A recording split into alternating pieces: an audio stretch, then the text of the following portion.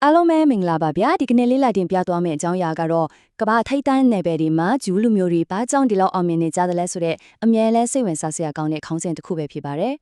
်လူပြောများနေတဲ့ချင်းမင်းချက်တွေယုံတန်စကားတွေကိုဘေးဖယ်ထားပြီးတကယ်သမိုင်းကြောင်းနဲ့လူမှုရေးအခြေအနေတွေကသူတို့ရဲ့အောင်မြင်မှုပေါ်ဘလို့တက်ရောက်မှုရှိခဲ့တယ်လဲဆိုတာကိုဓမ္မဒိတ်ချန်ကြစိတ်ဝင်စားဖွယ်လေ့လာသွားကြမှာပါဆိုတော့ကျွန်တော်တို့အားလုံးရဲ့စိတ်ထဲမှာဝင်လာတဲ့မိခွန်းတစ်ခုကနေဆက်လက်ရအောင်ဗျာ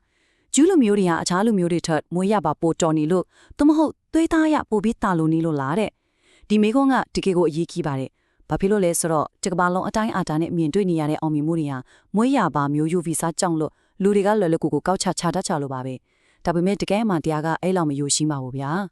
ကဲဒီကိစ္စကိုတေချာလေးဝင်ကြည့်လိုက်ကြရအောင်လူအများစုလက်ခံထားတဲ့ပုံသေးသတ်မှတ်ချက်တွေနဲ့တကယ်သမိုင်းဆိုင်ရာအမှန်တရားကိုရှင်းကြည့်မယ်ဆိုရင်ဂျူးလူမျိုးတွေဟာကပောက်ကြီးကိုလျှို့ဝှက်ချုပ်ကိုင်းထားတဲ့လူမျိုးရေးရာတာလွန်တယ်ဆိုတဲ့အယူအဆတွေဟာလုံးဝကိုအန်တီရရှိတဲ့ယုံတန်းစကားတွေတတ်တာဖြစ်ပါတယ်။အမှန်တကယ်သူတို့ရဲ့အောင်မြင်မှုကိုပုံဖော်ပေးခဲ့တာကရာစုနှစ်ပေါင်းများစွာကြုံတွေ့ဖြတ်သန်းခဲ့ရတဲ့လူမှုရေးအခြေအနေတွေနဲ့ခက်ခဲကြမ်းတမ်းတဲ့သမိုင်းကြောင်းတွေပဲဖြစ်ပါတယ်။ဒီနေ့မှာအင်ဒီကအပိုင်း6ပိုင်းခွဲပြီးလေ့လာသွားပါမယ်။အောင်မြင်မှုပုံတွေကချက်ကိုကြော်လွန်ကြည့်ရှုခြင်းပညာရေးယဉ်ကျေးမှုရွှေ့ပြောင်းတက်ဆောင်လိုင်းတဲ့ကျွမ်းကျင်မှုများကမ္ဘာလုံးဆိုင်ရာကွန်ရက်များခေတ်သစ်အခွင့်အလမ်းများနဲ့နောက်ဆုံးစီးပွားရေးအခြေအနေအမှန်ကိုခြေဖြတ်ခြင်းဆိုတာတွေကိုအဆင့်လိုက်ကြည့်သွားကြပါမယ်ပထမဆုံးအပိုင်းတက်အနေနဲ့အောင်မြင်မှုဆိုတဲ့ပုံတွေကချက်ကိုကြော်လွန်ပြီးတမိုင်းချက်ကိုပြန်လေကြည့်ရှုကြပါမယ်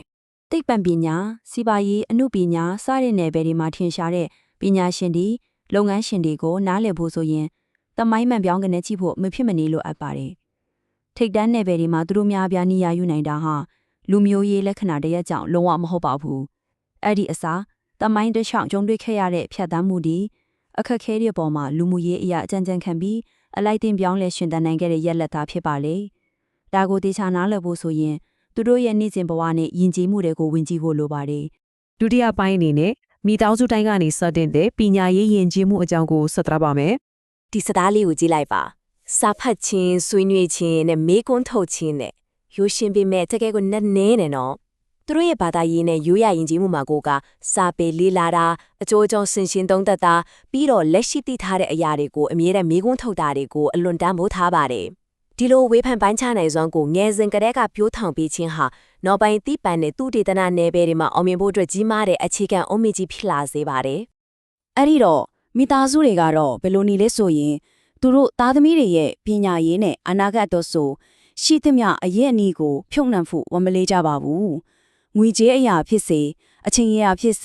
ပညာရေးဟာသူတို့အတိုင်းဝိုင်းမှာအမြင့်မားဆုံးဦးစားပေးပဲလीအဲ့ဒီလိုမိသားစုတင်ပံ့ပိုးမှုတွေကတဆင့်မျိုးဆက်တစ်ဆက်ပြီးတစ်ဆက်ပညာရေးပုံမှုမြင့်မားလာစေတာဖြစ်ပါတယ်တက္ကရာပိုင်းအနေနဲ့သမိုင်းအလစ်အပြောင်းတစ်ခုဖြစ်တဲ့ရွှေ့ပြောင်းတည်ဆောင်နိုင်တဲ့ကျွမ်းကျင်မှုတွေစီကူးပြောင်းလာခြင်းဆိုတာကိုကြည့်ပါမယ်ဒီအချက်ကတကယ်ကိုစိတ်ဝင်စားဖို့ကောင်းတယ်ဗျာတမိုင်းတလျှောက်နိုင်ငံအမျိုးမျိုးမှာနေထိုင်ခဲ့ရတဲ့ဂျူးလူမျိုးတွေဟာဥပဒေအရမြေယာပိုင်ဆိုင်ခွင့်ပိတ်ပင်ခံရတာတွေလေယာစိုက်ပျိုးရေးလိုလုပ်ငန်းမျိုးတွေမှာလုတ်ကင်ခွင့်မရှိတာတွေကြုံခဲ့ရပါတယ်စဉ်းစားကြည့်လေမြေကြီးဆိုတာကိုနဲ့တပါးတည်းတည်သွားလို့မရဘူးမဟုတ်လားဒီလိုဥပဒေအရပိတ်ပင်ခံရတဲ့အခါသူတို့ဟာကောင်းထဲမှာတည်သွားလို့ရမယ်စေပညာဥပဒေပညာနဲ့ကုန်သွယ်ရေးစတဲ့ပညာရပ်တွေကိုသာရွေးချယ်အာရုံစိုက်လာခဲ့ကြပါတယ်ဒီလိုဖိနှိပ်ခံရမှုတွေကနေယုံထွက်ဖို့စ조사ရင်းနဲ့ခေတ်သစ်ကဘာမှာအလိုအဆုံးပညာရပ်တွေကိုအလိုလိုစီးပူးမိပြီးသားဖြစ်သွားခဲ့ပါတယ်စတုထပိုင်းအနေနဲ့နေဆက်တီကိုကြော်လွန်ပြီးချိတ်ဆက်ထားတဲ့ကဘာလုံးဆိုင်ရာလူမှုကွန်ရက်များအကြောင်းပါကဘာနေရာနဲ့မှာပြန့်ကျဲနေတဲ့ဂျူးအတိုင်းအဝိုင်းတွေဟာတယောက်နဲ့တယောက်အပြန်လန်ကူညီဖေးမိတဲ့ယဉ်ကျေးမှုအလုံးအားကောင်းပါတယ်ပညာသင်ယူဖို့အခက်အခဲဖြစ်နေသူတွေကိုကူညီပေးတာအလုပ်ကိုင်နေရာချထားပေးတာစီးပွားရေးလုပ်ငန်းတွေအတွက်အခွင့်အလမ်းတွေဖန်တီးပေးတာစတဲ့အရေးကြီးတဲ့အထောက်ပံ့တွေကိုအတိုင်းအဝိုင်းကနေသစင်ရယူနိုင်ခဲ့ကြပါတယ်ဒါအချင်းချင်းဆွဲခင်ပေးတဲ့စနစ်တစ်ခုလိုဖြစ်ပြီးသူတို့ရဲ့အောင်မြင်မှုကိုပိုပြီးလင်းမြန်စေခဲ့ပါတယ်ပင်စမပိုင်းအနေနဲ့19ရာစုနဲ့20ရာစုအတွင်းကအခွင့်အလမ်းသစ်များဒီအချက်တွေအားလုံးဘလို့အခြေအဆက်မိသွားလဲဆိုတာကြည့်ရအောင်19ရာစုနဲ့20ရာစုဒီမှာသူတို့ဟာအမေရိကန်အပါအဝင်ဖွံ့ဖြိုးပြီးနိုင်ငံတွေကိုအများပြားရွှေ့ပြောင်းလာခဲ့ကြတာပါသူတို့နဲ့အတူရှေ့မှာကျွန်တော်တို့ဖျော်ခဲ့တဲ့ပညာရေးကိုတန်ဖိုးထားမှုသစ္စာရလွယ်တဲ့ကျွမ်းကျင်မှုတွေပါလာခဲ့ပါတယ်နောက်မျိုးဆက်တီခေရောက်ချက်ခါဒီနိုင်ငံတွေကပေးတဲ့လွတ်လပ်ခွင့်နဲ့တက်ကလိုပညာရေးအခွင့်အလမ်းတွေကိုအပြည့်အဝအတုံးချနိုင်ခဲ့ကြပါတယ်အကျိုးဆက်အနေနဲ့ခေတ်သစ်ကဘာရဲ့တစ်ပန်နီးပညာနဲ့စီးပွားရေးကဏ္ဍတွေဟာသူတို့ရဲ့မျိုးဆက်တွေဟာထိတ်တန်းကနေဥဆောင်နိုင်လာတာကိုအံ့သောစရာကောင်းလောက်အောင်မြင်တွေ့လာရခြင်းဖြစ်ပါတယ် အခုစက်ထမမြောက်ဖြစ်တဲ့နောက်ဆုံးအပိုင်းကိုရောက်လာပါပြီဒါကတော့စီးပွားရေးအခြေအနေအမှန်ကိုပြောပြပြီးအယူအဆမားတွေကိုချီဖြတ်ခြင်းအပိုင်းမှာ လူတော်တော်များများကဂျူးတိုင်းချောင်းတာတွေအမြဲတမ်းအောင်မြင်နေတယ်လို့ထင်တတ်ကြတယ်မဟုတ်လားဒါပေမဲ့လက်တွေ့ data တွေကဒီယုံတန်းစကားကိုလုံးဝရိုက်ချိုးပစ်လိုက်ပါတယ်သူတို့လို့ဖွဲ့စည်းတွဲမှာလည်းကြီးမားတဲ့စီးပွားရေးကွာဟချက်တွေရှိနေပါတယ်တာမန်ဝင်ငွေနဲ့ရုန်းကန်နေရတဲ့အလုပ်သမားတွေရှိသလိုစီးရဲနွမ်းပါသူတွေလည်းအများအပြားရှိပါတယ်ဒါကြောင့်သူတို့ကိုတပိုးစံနဲ့တူညီနေတဲ့အုပ်စုကြီးတစ်ခုအနေနဲ့တတ်မှတ်လို့လုံးဝမရပါဘူးထိတ်တန်းရောက်နေသူတွေရှိသလိုတာမန်ဘဝမှာဖြတ်တန်းနေသူတွေလည်းဒူးနေသေးပါပဲဗျာ အနည်းချုပ်ရရင်တော့အခုလိုထင်ရှားတဲ့အောင်မြင်မှုတွေဟာအခြေအမြင့်မရှိတဲ့လူမျိုးရေးယုံတန်းစကားတွေကြောင့်မဟုတ်ပါဘူးခက်ခဲတဲ့တမိုင်းခေါင်းကိုကြံ့ကြံ့ခံရင်းဆိုင်ခြင်းပညာရေးကိုအစွမ်းကုန်ရင်းနှီးမြှုပ်နှံခြင်းရွှေ့ပြောင်းနိုင်တဲ့ကျွမ်းကျင်မှုတွေကိုတိစောက်ခြင်းနဲ့အချင်းချင်းဖေးမကူညီတဲ့ယဉ်ကျေးမှုတို့ပေါင်းစပ်သွားတဲ့အခါပေါ်ထွက်လာတဲ့တမိုင်းဆိုင်ရာအလိုက်သက်ပြောင်းလဲရှင်သန်မှုရဲ့ရလစစ်စစ်သားဖြစ်ပါတယ်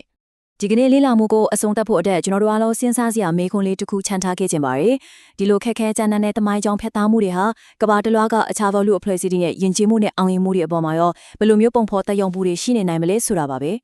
တမိုင်းကိုနားလေခြင်းကပစ္စုပန်ကိုနားလေဖို့ဘယ်လောက်ရည်ကြီးတယ်လဲဆိုတာကိုတွေးကြည့်ကြဖို့တိုက်တွန်းရင်းဒီကနေ့တင်ပြချက်ကိုဒီမှာပဲရပ်နာခွင့်ပြုပါအချိန်ပေးပြီးလေးလာကြည့်ရှုပေးတဲ့အတွက်အားလုံးကိုကျေးဇူးတင်ပါတယ်ဗျာ